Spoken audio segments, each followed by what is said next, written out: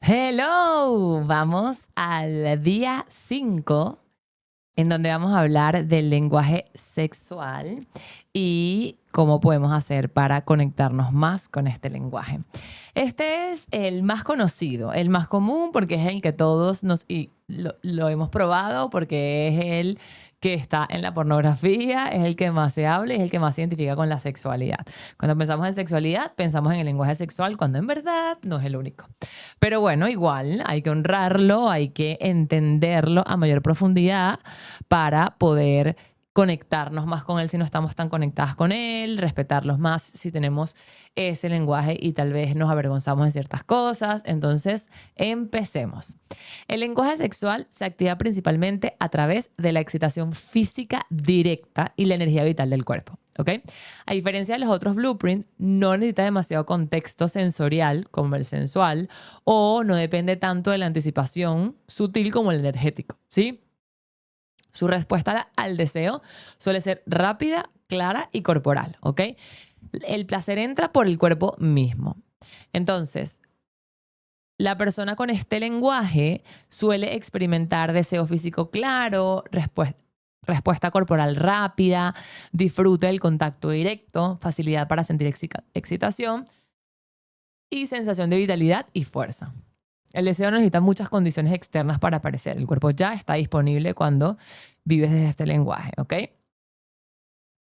Hay una simplicidad en la activación, ¿ok? Mientras otros blueprints requieren ambiente, tiempo, espacio, preparación emocional, el sexual puede encenderse con cercanía física, estímulo corporal y contacto directo, ¿ok?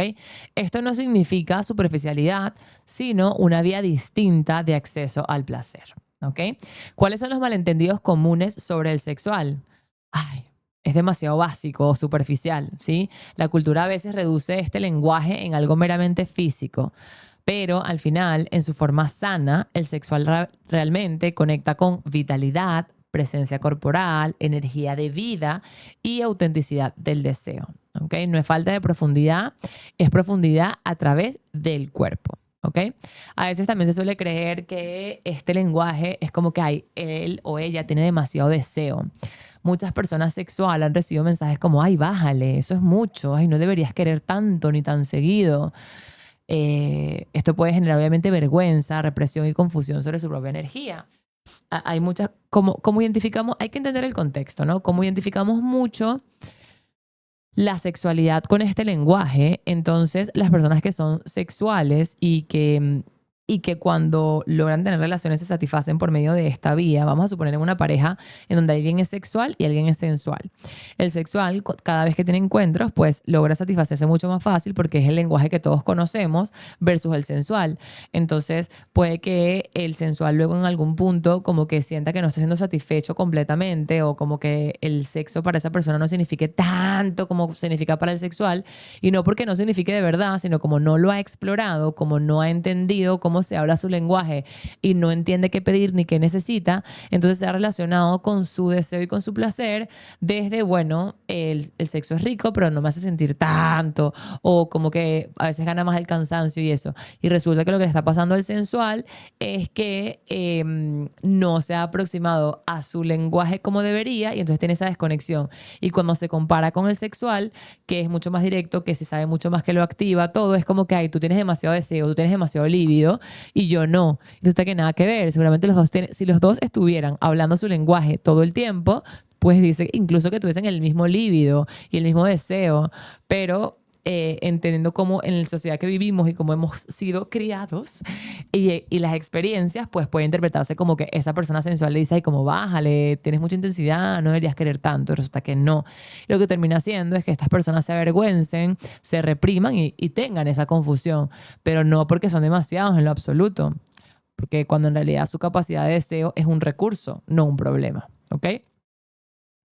Entonces, ¿cuáles pueden ser los conflictos con otros blueprints, con otros lenguajes que en pareja pueden sentir choques, obviamente, porque el sexual quiere avanzar rápido, pero por ejemplo el sensual necesita relajarse primero. El energético necesita espacio y anticipación. Entonces, sin un lenguaje, sin entender que hablamos distinto y que necesitas tú y que necesito yo, esto se vive como rechazo, como presión, como incompatibilidad. El sensual se siente presionado, el sexual se siente rechazado. y, ay, no somos compatibles. Pero realmente, cuando hay comprensión, se vuelve una diferencia traducible. O sea, por ejemplo, cuando yo empecé a trabajar con todo esto y a en verdad encarnarlo, yo que era sensual, Eduardo que era sexual, era como que yo me atreví a empezar a pedirle como que, "Oh, quiero que el sexo lo experimentemos de esta manera, como les dije en otro audio". Y él, entendiendo mi lenguaje, ok, perfecto.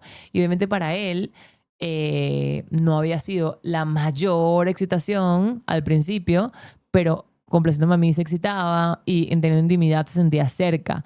Ya luego él fue también aprendiendo a hablar otros idiomas y también a excitarse de eso, pero es como todo un proceso, ¿no? Entonces, ¿cuáles son las sombras de este lenguaje?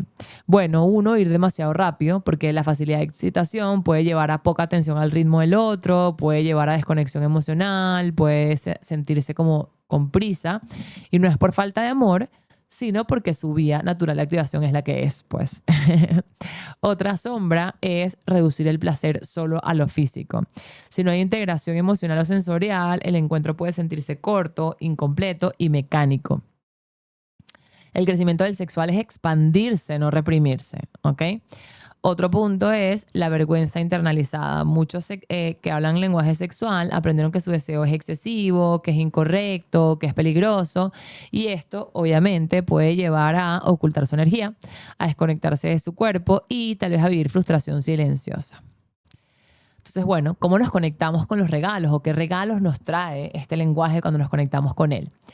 Cuando está sano e integrado, el lenguaje sexual trae una vitalidad intensa, trae conexión directa con el cuerpo, claridad en el deseo, energía de vida contagiosa y una capacidad de disfrute inmediato, ¿sí? Entonces, este lenguaje nos recuerda algo esencial. El cuerpo está hecho para sentir placer. ¿Qué necesita quien habla el lenguaje sexual para florecer? Uno, permiso para su deseo, ¿sí? Sanar la vergüenza cultural y reconocer que su intensidad puede ser saludable y amorosa. Dos, necesita integrar emoción y presencia, no para perder su rapidez, sino para profundizar la experiencia, ¿sí? Cuando el sexual integra corazón, sentidos y conexión, obviamente su placer se vuelve mucho más completo. Otra cosa que necesita es aprender a regular el ritmo. No significa apagar su energía en lo absoluto, sino desarrollar esa escucha del otro, esa pausa consciente, esa expansión del tiempo. Y esto va a transformar la intensidad en encuentro real. ¿Ok? El mensaje más sanador para quien tiene este lenguaje es entender que su deseo no es demasiado, sino que es energía de vida. Y que cuando deja de reprimirse puede convertirse en vitalidad, conexión y presencia auténtica. Así que bueno, hoy entendimos un poquito más a ese lenguaje sexual y qué nos puede aportar cuando lo empezamos a incorporar en nuestra vida y cuando lo aceptamos en quien lo tiene incorporado. Espero que toda esta información les llegue en lo más profundo de su corazón, a lo más profundo de su cuerpo, que se integre con facilidad. Y los invito y las invito a ir al cuadro de Excel, a explorar y profundizar cualquiera de esas actividades para conectar con su lenguaje sexual.